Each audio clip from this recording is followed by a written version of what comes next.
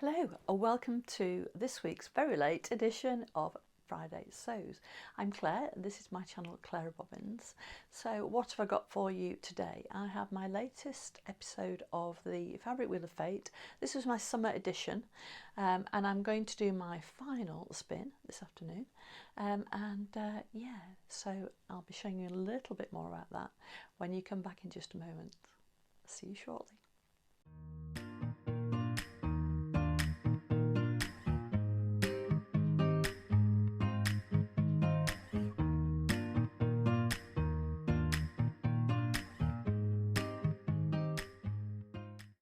Welcome back. So before I forget, because I have been doing recently, I'm wearing the Cashmerette Vernon Shirt. This was the first time I'd made this shirt. I made it in a, it's a Meet Milk? It's a rayon twill. So it's perfect weight for this slightly cooler autumn weather. And we're in the throes of Storm Amy at the moment in the UK, and it's been raining all morning, and I didn't think I'd be able to get any photographs of my latest make done, and then the sun came out, so I dashed outside. It's still really windy, but I dashed outside. Excuse me, my nose is itching. Sorry about that. Yeah, so I dashed outside, took some quick photos, and I thought, right, I'll record the vlog while the sun's shining. The sun's a bit too bright at the moment. This room faces south, so yeah, I've had to just close the blinds a bit. Anyway, let's get on with it, shall we? So yeah, I've got my Lago cargos on, which are, if you watch me for any time, you'll know that I live in them. And this lovely Vernon shirt by Cashmerette, and I made this in this is a size 14 GH with a tiny full bust adjustment, and I have my latest Fabric Wheel of Fate make, and this is the Cashmerette Holyoke dress. It's the first time I've made it. It's a lovely pattern.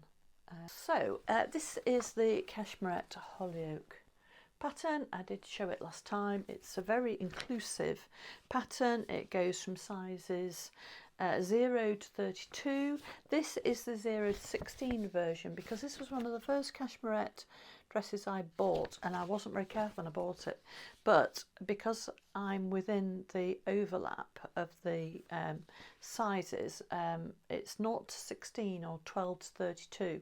Because I'm a 14 normally, it doesn't really matter that I've only got the 0 to 16 version, but normally I would buy the 12 to 32 version, just simply because I think that block possibly fits me a little bit better.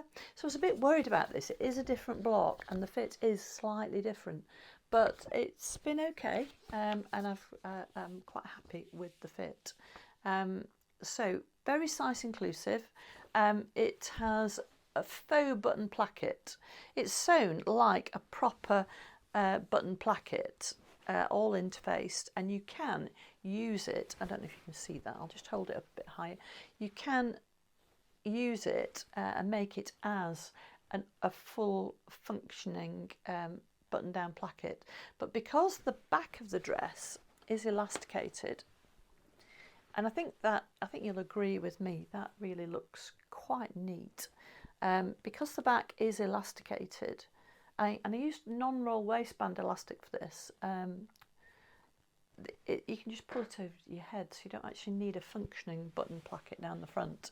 And as anybody who's a little bit busty will know, that's a little bit of a bonus, because you're guaranteed not to get any gaping because it's sewn down. So yeah, I'm sorry that Edith isn't the same shape as me. It doesn't quite fit her, but it does fit me quite nicely, and I'll be popping some photographs and some stills, some video and some stills of me wearing it a few moments ago, just up here. It was a bit windy. So I needed to make two calico muslins to do this dress. Whoops. So here we go. I think, is this the first one? I think I might have made 3 actually, or in the end. Let me just, one of them is slightly, yeah, okay. So the first one I made was with the I made the standard strap, and I made the standard strap, and I made the standard size 14 GH cup, and it was too small, but I did expect it to be too small. I started off, I got my Wyman sloper out, and I followed Jenny Rushmore's blog posting. It's part of the, I'm trying to remember the dress now, the Upton Dress blog, and you can find it. You don't have to be a member to search the blog. It's available on the website, and in there is a detailed workshop, detailed tutorial of how to change your darted sloper to a princess seam sloper, and I followed that, and then I was just trying to work out how big I actually needed to make the princess seam pattern piece. So I made it the actual size. It was a bit small, so I then decided, and I always have to move down the I have to make this section, I have to move my bust point lower, my apex lower on any Cashmerette pattern. Doesn't follow with every pattern. Sinclair I don't have to, but on these I do. And because of that, I thought, oh, I'll lengthen the straps. So on my second one, which is the one with the longer straps, I should have actually labelled these, but I didn't. So my second one has the longer straps, so that's this one. And it fit me quite nicely, but you could see on my bra, so it was gaping here. So it came much lower here. But apart from that, the bust fitted quite nicely. I'd drafted the new bust piece by this point, and the only bit I had to change was this side piece here. So I had to change that section. It's not a very good demonstration of it. And I had to insert, and I did it on the top notch, which is about here. I had to insert 3/4 of an inch, which made this deeper, and then I had to do the same with the back panel in exactly the same place. And because I'd done it just above that point there, it didn't alter the facing, which comes down to about that point, about there. That's about the depth of the facing. So that meant that all of the faced section has remained the same, but I've added in a section here. I then had to make this side piece again of the princess seam. I had to make this slightly bigger, and to accommodate that I had to make this front section slightly longer. Now I didn't do it by very much, probably about 6 millimeters. So it's basically, it might have been 5 millimeters. It basically worked out that it was about a 2 centimeter overall improvement across the front. So half an inch, so an inch, half an inch overall, an inch overall, maybe a bit less, maybe 3/4 of an inch overall across the front apex. So that's what I had to do. So I had to lengthen this, which is a standard change for me, and I had to do a tiny full bust adjustment. And obviously that's split over both sides, so it does work out quite a small adjustment. So I've been enjoying the AO printing. I really like to get the booklets done as well, so you've got really clear instructions, everything, every stage, lots of information inside and out. Yeah, really easy to follow instructions. And I made it in a Minerva rayon, linen mix. More linen than rayon, so it probably should be linen rayon. More linen than rayon. So the rayon has given it a little bit more drape and a little bit more weight, but it does feel quite linen-like. It doesn't have that you know, sometimes if you have one that's more rayon than linen, they can feel very heavy, and this isn't too bad. However, I did find when I made the only thing I didn't like about this dress was when I made the waistband, because when you sew down here, because you have the waistband, you have the interfacing, you have 2 layers of waistband, 1 layer of interfacing on each side, and then as that folds over inside, you very quickly end up with 8 layers of linen and 4 layers of interfacing. I broke 3 needles on this. I have a Benina. I ended up using a jeans needle and doing it very, very slowly and carefully. But it was quite a challenge sewing over that. So I might have to see if I can at least omit the interfacing of that. I also feel it just, until I have pressed it really well, and when I was wearing it earlier, it felt fine. But I did think when I first made it that it seemed very bulky on this centre bit, so I might revisit that if I make it again, and I might not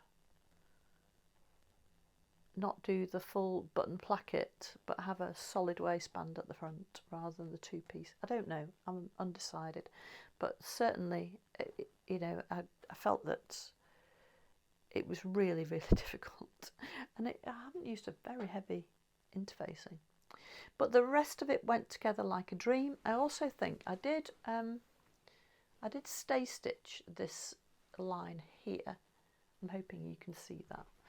I did stay stitch the line at the top of the bust. It's kind of like a sweetheart shape here, but I still think it's maybe, don't know whether I think I have lost a little bit of weight because I've had to alter my diet due to medical reasons. And because of that, I've lost weight because I've been eating a cleaner, more healthy diet. I've lost a bit of weight, probably only a couple of kilos over 6 weeks, month to 6 weeks. But I have come down a bra size, so I don't know whether I need to just take the cut back in again. I might have to re-measure myself. Although actually, my Vernon shirt feels fine. So. But then I did wonder if I'd shrunk this last time I wore it because it felt a bit tight. So I don't know. But aside from a tiny bit of gaping here, and yeah, facings can do that, can't they? It's only very slight. It felt fine when I was moving in it. It covers my bra straps more or less. They move, don't they? Bra straps move, but when they're all adjusted nicely and I've just put it on, I can't see them, so I'll be happy with that. I could do a little bit of thread chain and a popper just inside here, and that would probably just keep my bra strap in place. But certainly the shape and the width does cover my bra strap, and the side of the dress covers my bra strap at the side completely, and I felt really dressed up in it. Hopefully you like the photos. It also goes really nicely with my Metro blazer, which is great for dresses. I made it in a midi length, so it's kind of mid-calf on me, maybe just a whisker lower than mid-calf, because that length I can dance in it. So in the summer when it's nice and warm, I can dance in it. So which was the whole point really. So yeah, I'm really pleased with it. So on to my spin for the next fabric wheel of fate, and I've got my iPad here and I've got my spinner up here, and I'm going to come over just behind you to spin it. So this will be the last spin, and we'll see which of the last 2 dresses, which of the last 2 fabrics. So these are my 2 fabrics. We've got the one with the roses, and then the linen. It's the Brussels washer linen from Robert Kaufman. Let's now have to press this twice. Oh no, there we go. It's off. There we go, and we've got the Brussels washer linen. So that's brilliant. Now, I was looking forward to doing that because I need some shorts for my holiday. Okie dokie, there we go. So that's the fabric wheel of fate, last spin completed. Gives me the last order of the two items, and yeah, I'll be getting on to it'll be another new pattern, but I know exactly what I'm going to make with that Brussels washer linen. I'm going to do a holiday garment, and yeah, looking forward to doing that. So that'll be really nice.